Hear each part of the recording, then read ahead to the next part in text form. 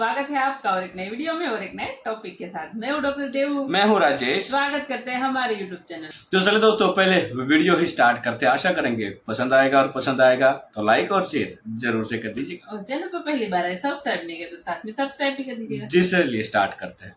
खबर ये सामने आ रही है कि इंडिया के प्रधानमंत्री वजीर आजम prime minister Narendra Modi New York आ रहे हैं। इंडिया के प्राइम मिनिस्टर अमेरिका तशरीफ ला रहे हैं। Prime Minister Narendra Modi is to visit New York next month on the 22nd of September. He will be addressing the Indian diaspora on the 22nd and speak at the UN Summit of the Future event to be held between the 22nd and the 23rd of September. लेकिन America India को जिस तरह नवाज रहा है, या जिस तरह जो चीज़ें इंडिया अमेरिका से मिल रही हैं, वो पाकिस्तान कभी सोच भी नहीं सकता और ख्वाब भी नहीं देख सकता। मेरा ख्याल है उसका भी इंडिया का आप ये कह सकती हैं कि इंडिया डबल स्टैंडर्ड यूज़ कर सकता है यहाँ पे, और डबल फेस, मतलब कि अपनी डिप्लोमेसी चलाएगा। यानी कि वो अमेरिका की हाँ में हाँ भी मिलाएगा और रशिया को छोड़ेगा भी नहीं। क्यों? और वे ऐसे ही कर रहे हैं इंडिया, एग्जैक्टली। क्योंकि इंडिया इस टाइम चाइना को क्रॉस कर चुका है रशिया से ऑयल बाय करने में। हाँ। ये कल की रिपोर्ट है कि इंडिया सबसे ज़्यादा ऑयल बाय कर रहा है रशिया से। कि क्या होने जा रहा है। अमेरिका में एक मेगा इवेंट की तैयारी हो रही है, जिसके लिए 24,000 Indian American already sign up कर चुके हैं और वो प्राइम मिनिस्टर नरेंद्र मोदी की स्पीच सुनने के लिए और उनको देखने के लिए साइन अप कर चुके हैं कि वो इस इवेंट में शामिल होंगे। और आपको पता है कि इवेंट का क्या नाम रखा गया है? इस इवेंट का नाम रखा गया है जिसको वजीर आजम मोदी खिताब करेंगे, the Modi and US progress together. ये वो चीज़ें हैं जिसकी वजह से अमेरिकन खुश होते हैं कि आप हमारा हार्डवेयर, मिलिट्री हार्डवेयर खरीद रहे हो। अमेरिकी बड़े खुश हैं इस चीज़ से। पाए नया बंदे आए ने डॉलर लेके। जय हिंद दोस्तों, अभी दोपहर को ही मैंने आपको खबर दी कि प्रधानमंत्री नरेंद्र मोदी जी यूक्रेन के बाद रूस जाने वाले ब्रिक्स मीटिंग के लिए। और दोस्तों, एक और बड़ी खबर निकल के सामने आई। मिनिस्ट्री ऑफ एक्सटर्नल अफेयर ने कंफर्म किया इसको कि नरेंद्र मोदी जी का दौरा ब्रिक्स मीटिंग के बाद, रूस दौरे के बाद यूएसए का होगा। और उसके लिए यूएसए में उनसे जो लोग मिलना चाहते हैं उसके लिए रजिस्ट्रेशन भी चालू हो चुका है। और साइट ओपन होते ही 24,000 से ज़्यादा भारतीय जो यूएसए में रहते हैं उन्होंने नरेंद्र मोदी जी से स्टेडियम में मिलने के लिए रजिस्ट्रेशन भी कर लिया है। तो आप देखिए, इस समय अंतर्राष्ट्रीय जियोपॉलिटिक्स में भारत की वैल्यू, प्रधानमंत्री नरेंद्र मोदी जी की महत्व कितनी तेजी से बढ़ रही है। पहले रूस गए, फिर यूक्रेन गए, बाइडन से कॉल पे बात की, पुतिन से कॉल पे बात की, युद्ध रुकवाने की कोशिश चल रही है। उससे पहले कि फिर ब्रिक्स में निमंत्रण आ गया रूस जाने के लिए, पुतिन साहब से मिलने के लिए, फिर यूएसए से निमंत्रण आ गया। तो आप इसी से समझ सकते हैं कि इस समय कितनी तेजी से ग्लोबली भारत की रेलेवेंस बढ़ती जा रही है। और ऑब्वियस सी बात है, भारत की रेलेवेंस बढ़ता देख पाकिस्तानी तो खून के आंसू रो ही रहे हैं। साथ ही खबर ये आ रही है कि वो अमेरिका भी आ रहे हैं सितंबर में यूनाइटेड नेशंस की एक समिट है, समिट फॉर फ्यूचर, वो उसको भी अटेंड करेंगे। और इसी के साथ वो यूनाइटेड नेशंस में जनरल असेंबली से खिताब भी करेंगे। तो मैंने आपको ये कहा कि जैम पैक मेगा इवेंट्स हैं, बहुत बहुत सिग्निफिकेंट उनका ये विजिट होगा जो अब होने लगा। इस the Modi and US progress together, ये इसका नाम है। तो देखिए, इससे आप सोच सकते हैं कि भारत और अमेरिका के रिलेशंस जिसके बारे में क्या कहा जा रहा था, तो इंडिया की डिप्लोमेसी ने वो काम कर दिखाया है जिससे दूसरों को लर्न करने की जरूरत है।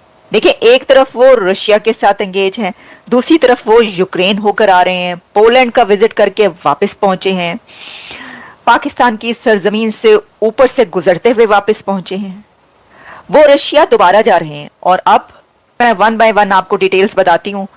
मैं देख रही थी कि ये जो यूनाइटेड नेशंस की समिट फॉर फ्यूचर है, ये क्या है, लेकिन क्या इसमें पाकिस्तान को बुलाया गया है? उस समिट में जहां पर नरेंद्र मोदी साहब आ रहे हैं और वो जनरल असेंबली से एड्रेस करेंगे और समिट को भी अटेंड करेंगे, क्या उस समिट में अमेरिका ने पाकिस्तान को भी बुलाया है, क्या पाकिस्तान की तरफ से भी कोई आ रहा है? मैंने इस पे रिसर्च की, देखा, लेकिन अभी तक मुझे कोई खबर नहीं मिली कि पाकिस्तान को भी इसमें बुलाया गया हो। लेकिन अगर कोई ऐसी जो भी आती है, हम उसके ऊपर भी बात करेंगे कि कौन आ रहा है, कौन इसमें शामिल होगा या नहीं होंगे उसमें शामिल, या उनको नहीं बुलाया गया। लेकिन पहले हम उस मेगा इवेंट की बात करते हैं जिसका बड़ा चर्चा हो रहा है इस वक्त, और वो ये है कि ओवर 24,000 इंडियन अमेरिकन जो है वो उसके लिए पहले से साइन अप कर चुके हैं। मुझे इसका जो टाइटल रखा गया है, the Modi and US progress together, ये बहुत सोच समझ के ये टाइटल रखा गया। इंडिया की जो डिप्लोमेसी है वो हमें ये बता रही है कि आपने दुश्मनों को दोस्त कैसे बनाना है और दोस्तों को अपने साथ लेकर कैसे चलना है। दोस्तों को अपने साथ कैसे लेकर चलना है वो तो हमने देखा कि जब मोदी साहब की इनॉग्रेशन थी तो कैसे नेबर्स फर्स्ट सामने नजर आए, और वो स्लोगन जो सिर्फ स्लोगन नहीं लगाते, वो ये करके दिखाते हैं, नेबर्स फर्स्ट एक्सक्लूडिंग पाकिस्तान।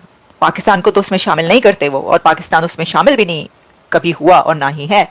लेकिन बाकी आप नेबर्स को देखें तो दोस्तों को वो कैसे अपने साथ रखते हैं और दुश्मनों को वो दोस्त कैसे बनाते हैं, ये कोई भारत की डिप्लोमेसी से सीखे। और कैसे अपने वक्त को, अपने टाइम को अपने लिए वो मोड़ लेते हैं, वो मोल्ड करते हैं, ये भी कोई भारत से सीखे, उसकी डिप्लोमेसी से।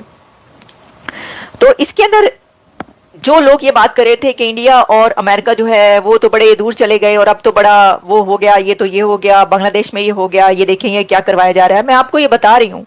एक तो ये कि अमेरिका को भी ये पता है कि कैसे इंडिया जो है उसके साथ हमने डिप्लोमेटिक रिलेशंस भी रखने हैं, ट्रेड भी रखनी है, बिलियंस ऑफ डॉलर्स के एग्रीमेंट्स भी रखने हैं, नाराज भी नहीं होना चाहिए दोनों कंट्रीज को एक दूसरे से, और कैसे जो है हम कैसे लेकर चलते हैं अपने मामलात, वो भी हमने देखने। इसी तरीके से इंडिया भी ये जानता है कि कैसे, जो मैंने आपको बता दिया कि कैसे आपने, तो मैं समझती हूँ कि इसके लिए जो है ये जैसे ये एक वो है कि आप ऑलराउंडर बन चुके हैं, चारों तरफ खेल रहे हैं। ऐसे ही है ना, भारत हमें नजर आ रहा है, जैसे मैंने आपको बताया कि तमाम कंट्रीज में जो है कौन कौन सी सुपर पावर, यूरोप के साथ उनके रिलेशंस, अमेरिका के साथ उनके, अभी कुछ अर्सा पहले विजिट हुआ, वो दोबारा अब तशरीफ लेकर आ रहे हैं, और कैसे उसके लिए इंतजामात स्टार्ट हो गए हैं। और फिर ये तो इसके अंदर लोग ये भी कहेंगे कि देखिए वो एक बड़ी ताकत है, उसके पास इतना बहुत कुछ है देने के लिए और लोगों को जो है अपनी तरफ अट्रैक्ट करने के लिए, तो ये तो होगा। तो पाकिस्तान का अगर आप एक छोटा मुल्क, एक गरीब मुल्क, उसके पास क्या है देने के लिए, उसने तो सिर्फ लेना है, वो तो मांग रहा है, कशकोल हाथ में है पाकिस्तान के जो अथॉरिटीज हैं, जो उसके प्राइम मिनिस्टर तो खुद कहते हैं कि हम कशकोल पकड़ के मांगने निकलते हैं, तो फिर क्या मुकाबला है। तो देखिए बात ये नहीं है, बात सिर्फ इतनी है कि आप कैसे अपने डिप्लोमेटिक रिलेशंस रखते हैं और अपने हक में कैसे किसी को करते हैं। और इसकी सरासर पाकिस्तान की नालायकी है, ये किसी की कोई इसमें कुताही नहीं है। मैंने आपसे बहुत पहले 2017 में मेरे यूट्यूब पे इंग्लिश में एक वीडियो पड़ी हुई थी, पाकिस्तान यूएस रिलेशंस के ऊपर मैंने की थी। उसमें मैंने बताया था कि मसला क्या है और अगर हम सिक्योरिटी से आगे ना निकले तो हमारा कोई मुस्तकबिल नहीं है।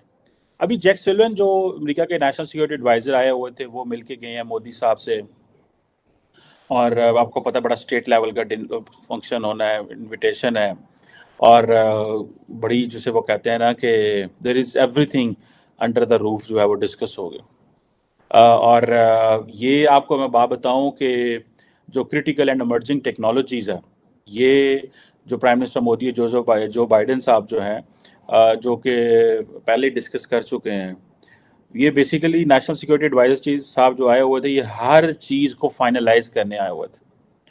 ठीक है जी, कॉम्प्रिहेंसिव स्ट्रेटेजिक पार्टनरशिप जो है उसके ऊपर फाइनल चीज़ें करने आए हुए थे। और ये आपको मैं बात बताऊँ, एक तो ये क्रिटिकल, ये जो initiative on critical and emerging technologies ये हो गया।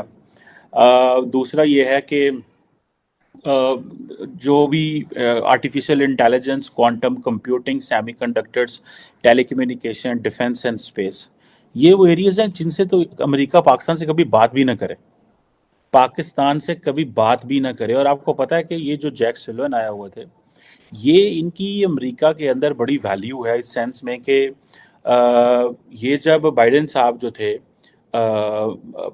प्रेसिडेंट बन रहे थे, ये उस वक्त ये ही वाज एवरीथिंग, डोमेस्टिक और फॉरेन पॉलिसी इश्यूज़ के ऊपर, प्रेसिडेंशियल कैंपेन के ऊपर इन्होंने सारा कुछ किया। और इन्होंने प्रॉपर जो है वो 1-2 रिपोर्टें भी लिखी उस वक्त कि how to make US foreign policy work better for the middle class. दोस्तों पाकिस्तानियों का रोना बनता भी है, ये रोते रहेंगे कि यूएसए भारत को ऐसे कर रहा है, ऐसे ट्रीट कर रहा है, वैसे ट्रीट कर रहा है। भारत को चीन से क्योंकि लड़ना है तो यूएसए चीन को हराने के लिए भारत का साथ दे रहा है, ऐसा कर रहा है, वैसा कर रहा है। तमाम जो है उल्टी सीधी तरकीबें, उल्टी सीधी दिमाग इस समय चाइनीज लगा रहे हैं। लेकिन भारत और यूएसए का जो पार्टनरशिप है वो हर क्षेत्र में बढ़ता जा रहा है। अब इसी से मैं आपको बताऊं कि 72,000 से ज़्यादा assault rifles made in USA latest technology पे बेस्ड भारत ने ऑर्डर कर दिया यूएसए से। जम्मू कश्मीर के पुलिस फोर्सेस को भी made in USA assault rifles दी जाएंगी AK-47 की जगह। और कहा जाता है ये one of the latest generation की ये राइफल्स है। सबसे लेटेस्ट तो नहीं है, वो तो SSG और SPG और स्पेशल फोर्सेस, गरुड़ कमांडोज ये सब यूज करते हैं। लेकिन हाँ, one of the lethal AK-47, AK-56 इन सबसे ज़्यादा लीथल वेपन कंसीडर किया जाता है असॉल्ट राइफल जो यूएसए से भारत 72,000 खरीद रहा है। और क्योंकि एक बार भारत ने इसको 12,000 खरीदा था, इसको हमारे सेना ने यूज़ किया था, ये अच्छा वेपन लगा, इजी टू यूज़ लगा, इसलिए भारत सरकार ने इसको 72,000 यूएसए से ऑर्डर कर दिए। और तो और यूएसए से भारत से इस समय यूएसए और भारत के जो रिलेशन है इस समय, तो भारत उसका फ़ायदा उठाते हुए कोई भी डिफेंस इक्विपमेंट्स खरीद सकता है यूएसए से। और भारत इसका फ़ायदा उठा के यूएसए का ये नहीं कि नाजायज़ फ़ायदा उठा रहा है, नहीं, बदले में भारत यूएसए को चाइना के खिलाफ पॉइंट्स भी दे।